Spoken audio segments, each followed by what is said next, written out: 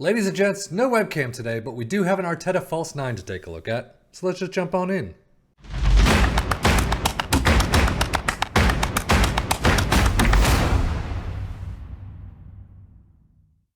So this is a tactic created by Stinger, a tactic replication of Arteta's Arsenal using Trossard as the false 9.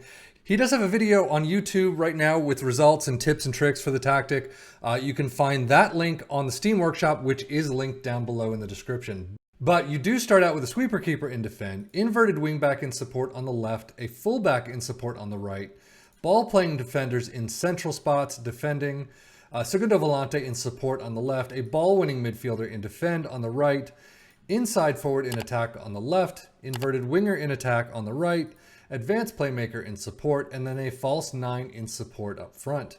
It is a positive mentality, in possession, attacking with is fairly wide, approach play is pass into space, play out of defense, passing directness is shorter, tempo is higher, low crosses, work the ball in the box, and run at defense.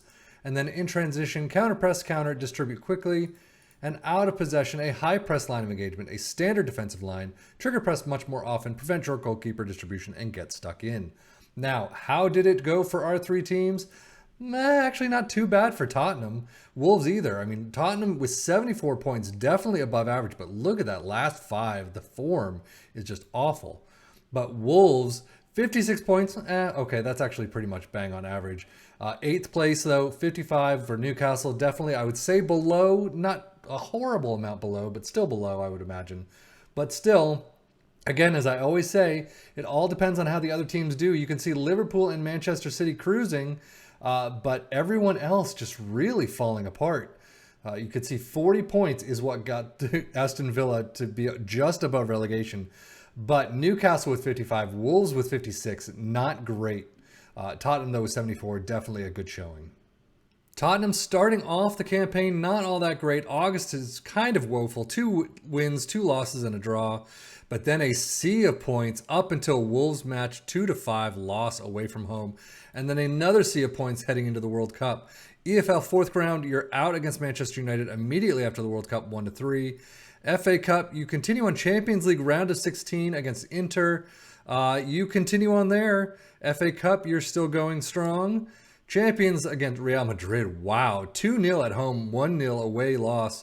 But still continuing on until we get to Bayern. Nope. Continue on against Bayern. Wow. FA Cup final win against Aston Villa in extras 1-0 and Liverpool loss. We've seen that time and time again. Champions League final loss. Unfortunate. But hey, I mean, you're still in Champions League next season. And you've got an actual trophy. FA Cup is a big trophy. Even though it's not as big as the Champions League, you should still be proud. Wolves' schedule is awful to start out with. EFL Cup 2nd round, you're out immediately against Leeds. You do have a sea of points here, but then you get some losses. It's just an average schedule for them. FA Cup 3rd round, you're in, but 4th round, you're out against Tottenham 0-2. And I mean, you can't even say you finished off the season strong. Newcastle doing a bit better, can still not get a win against Liverpool though, but a nice sea of points all the way through the end of September into the beginning of October, but then just woeful from that point. The rest of October is awful. I mean, you're continuing on the EFL Cup. You have a nice win against Nottingham Forest in November. But you start out the season continuing EFL Cup. EFL Cup quarters is where you drop out to Manchester United, 1-2. FA Cup, 3rd round replay, you're through, but the 4th round, you are not against Arsenal, 1-2. 3 wins, and then wow. You do finish out strong, though. You do have a loss against Wolves, which is not great. But 6 matches in a row with points. Not too bad, I guess. Transfer-wise, Shutalo, Ivanushek, and Leonardo, all to Tottenham. And then out, same as always. Wolves transfers, nobody brought in, and nobody really... Well, I mean, Diego Costa is out, Lembikisa is out. We've seen those before. Newcastle has brought a couple new faces, but we've seen most of them. Tony Weston, Scott, Almada, Kennedy, Nelson, and Barrios. Barrios being the big one right there, as is Almada, and then outs, same as always. So with those transfers in, this is how Tottenham's squad looks. Fraser Forster, 7-5-0, very nice. How many matches? 1 appearance. Never mind. Wolves squad, I mean, they've got some green, but Cunha not there. Kalajic, Traore, no, Sarabia, really not a lot. Traore is 7-13, but everyone else not really doing all that well. Newcastle 7-3-8 for Jamal Lewis. Two starts, 12 off the bench though. But man, maybe he should have started a lot more. But Alexander Isak at a 7.05, not great. Data Hub for Tottenham, very good defensively, even better in attack. You can see not high numbers in attack, but I mean, they're all above Premier League average, minus maybe shot percentage. But still, team defending doing very well. Some not great, but you know, you'll take what you can get.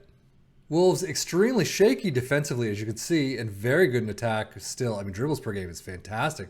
It looks like it's tops of the league. Newcastle, quite decent defensively, very good in attack. But again, with some of these odd shape and attacking sort of tactics, you do get the good attacking, you do get some good runs. It's kind of one of those tactics that I've said, if you've got a lot of attackers up front, and even if your defense is kind of shaky, or just decent or thereabouts, it doesn't have to be very good at all, you're still getting up there in the table. Now, granted, Wolves and Newcastle are 56 and 55 points apiece, but still, 6th and 8th in the table is not a bad positioning right now. Most goals, you do have Tottenham, Wolves, and Newcastle, 56 all the way up to 66. So again, the attacking side is there.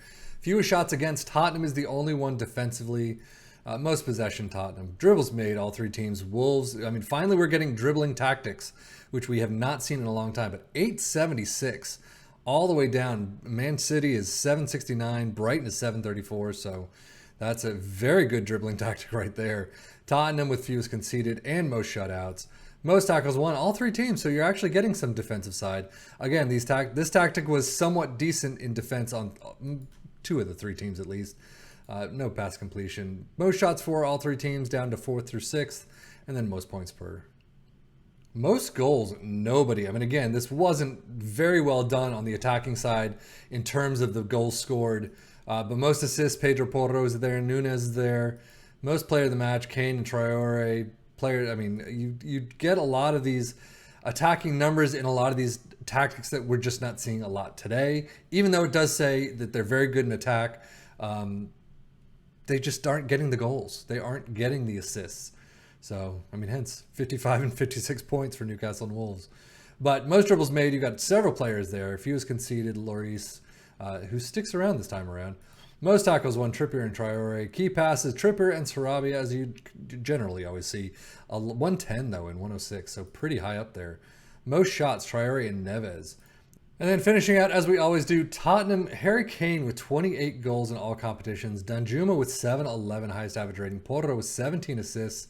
Kane and Danjuma with 8 Player of the Match awards, so that's not too bad. Wolves, Traore with 12 goals is the top man. 7-13 highest average rating. Nunes with 11 assists. And then Traore again with 5 Player of the Match awards. Newcastle, 17 goals for St. Maximin.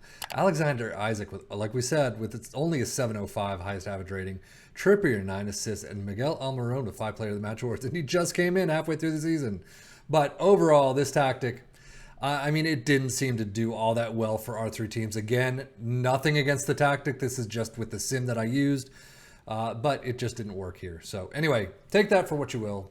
Use the data hub. That is a much better indication of how the tactic may work with you and your players. Use your players as strengths. Use your tactic as strength. Yeah, but that's it. So that's it for me, Seffian FM for the Football Manager blog channel, saying thank you as always for watching. Take care and enjoy.